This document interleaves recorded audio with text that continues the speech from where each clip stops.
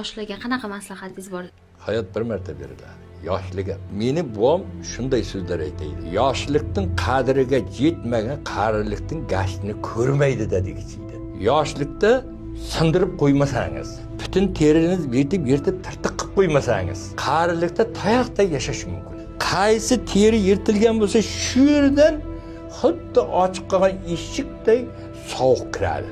Nihoyatda aqlona, shoshilmasdan yashash kerak. Imkoniyatni qo'lingizdan aql bilan yechib yashasangiz, jannat o'z qo'lingizda, o'z oyog'ingiz tagida.